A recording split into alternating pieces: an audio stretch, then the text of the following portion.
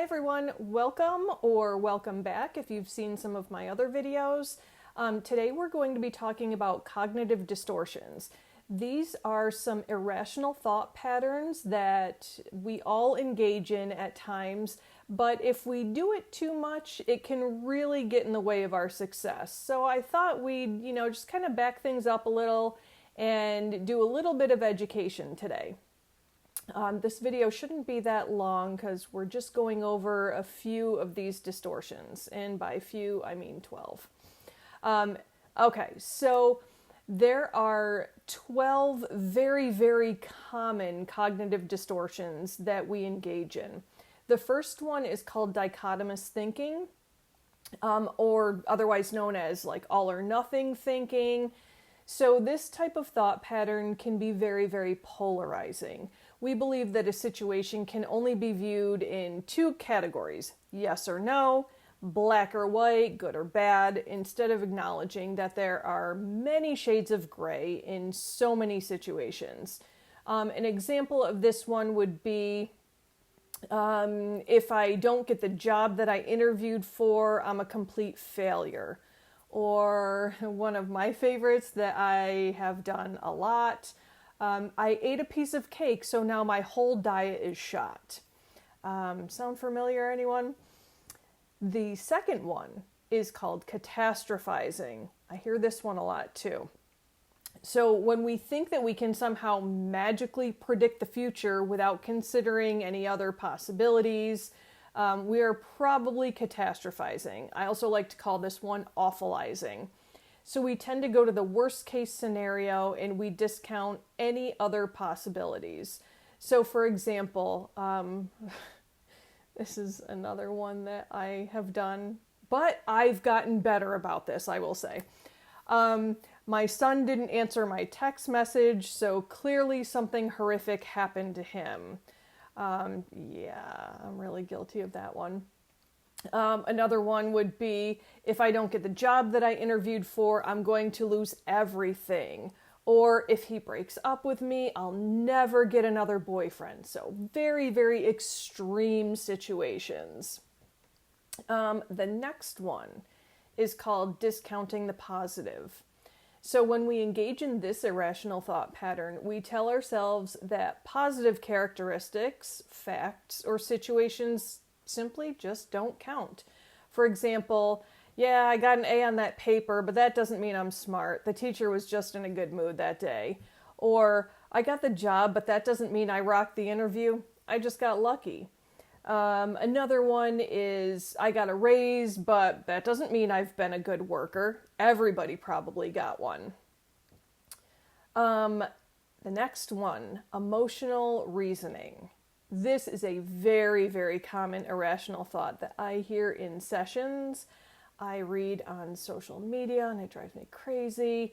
And even hear coming from people who should know better. So with this cognitive distortion, we believe that something is true just because we feel it's true. Often so strongly that we ignore any evidence that tells us otherwise. I'll give you an example that'll piss some people off. These COVID vaccines have microchips in them because I feel like we can't trust the government. Could be true, could be false, who knows? But just because you feel something doesn't mean that it's true. Okay, so now for a less controversial example. People tell me I'm a good mom, but I still feel like a failure, so obviously I'm not a good mom. Or I feel like everyone hates me, even though you have a really great circle of friends. The next one is called labeling. This one can be pretty detrimental to people, especially when we're labeling others. So this irrational thought happens when we put a label on ourselves or others without taking anything else into consideration. So an example is, I'm an idiot. Well, maybe I just forgot something. It doesn't mean I'm an idiot. I don't need to label myself as that. Or I hear this one a lot, directed at me a lot. She's a bitch, right? How do you know that? How do you know? Maybe something awful just happened in her life, or maybe she is in pain, or, There's a million possibilities. No need to label someone.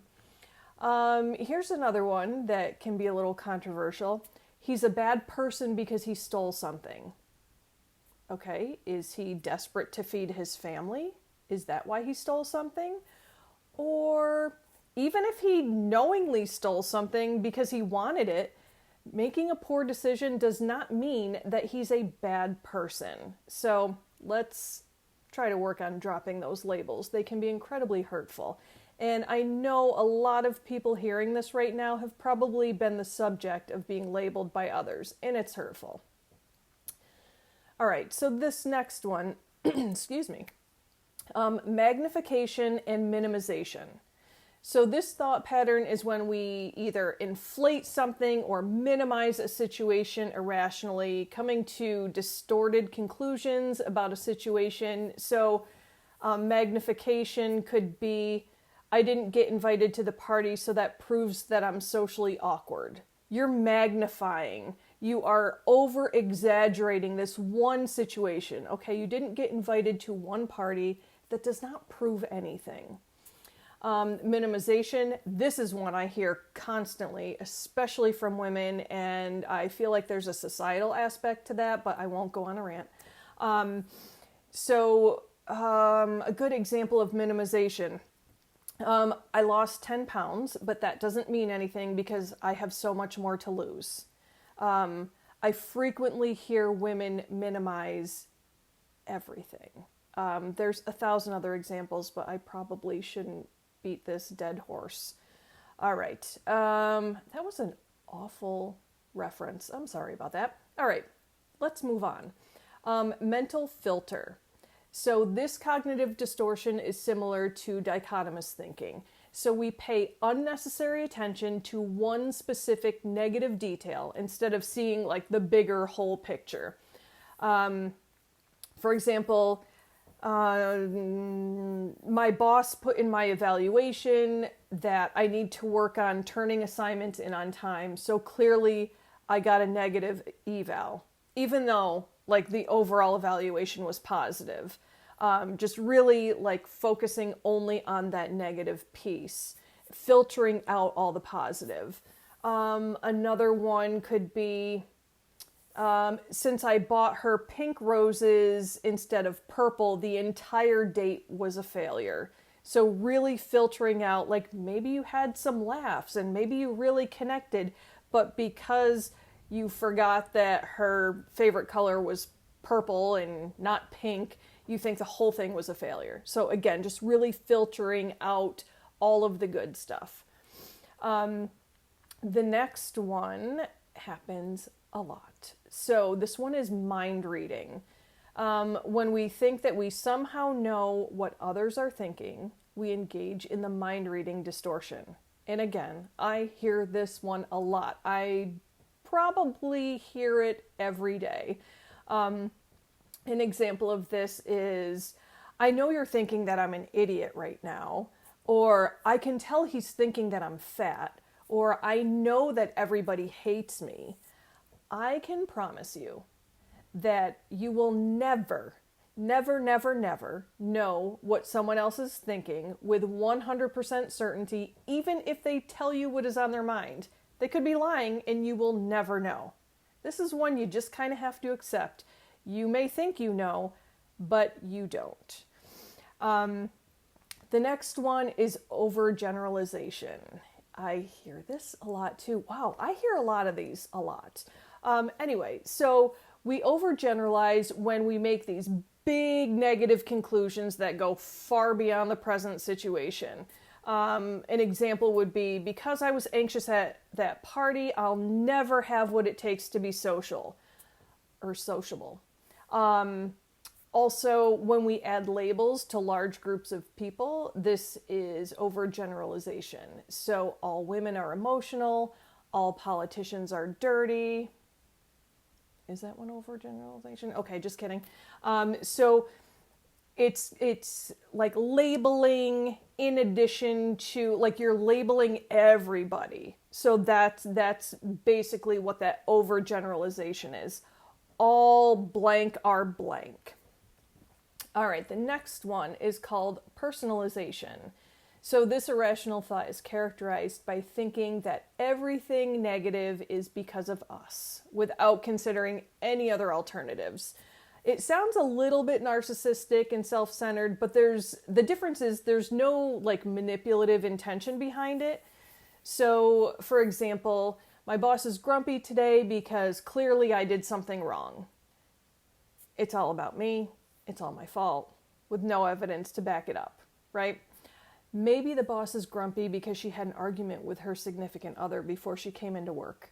So no, it's not all about you. And again, I don't mean that in a hurtful way. I don't mean that you're narcissistic or self-centered. People who personalize everything, they tend to have very low self-esteem or very high anxiety. And so they think that they are the cause of everything that's negative. And that is just not the case. The next one is should and must statements. Oh, this is one of my favorites. I hear this cognitive distortion a lot. Again, I hear a lot of these a lot. I often tell people to stop shoulding all over themselves when I hear it, because this is when we have these very specific, precise, fixed ideas about how we or others should behave. We often overestimate how bad the outcome will be if these expectations are not met. So, for example, I should have studied harder because I just know that I failed that test. There's a couple distortions in that statement, if you recognize. Another one, he should not be feeding his toddler watermelon because that child is going to become addicted to sugar. Really? We don't know that. Another one, wow, I'm really focused on food today. Another one is people should be vegan because that is the only healthy diet.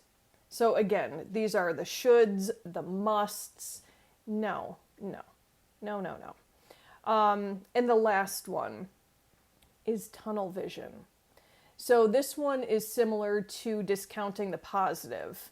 So tunnel vision occurs when we only focus on the negative parts of a person or a situation. For example, she is just so bitchy and insensitive, and you're only recognizing that negative piece of her, and maybe, there are other fabulous qualities, but you're really just tunnel visioning. You're focusing only on that bitchy and insensitive part of her characteristic or situation. Another one is, he just can't ever do anything right. Really? He probably can do some things right. So do any of these thought patterns sound familiar? If so, don't feel bad. Like I said in the beginning, we all engage in cognitive distortions at some point in our lives. The important piece is to become aware of when you're doing it and work to correct the distortions. If you don't know how, I can absolutely help you out with that. Feel free to get in touch and we can discuss further. All right, so that's all for now. I'll see you next time. Maybe in the meantime, start to pay attention a little bit more to those thoughts that you have in your head and start to notice if some of them are some of these irrational cognitive distortions. All right, see you next time. Bye.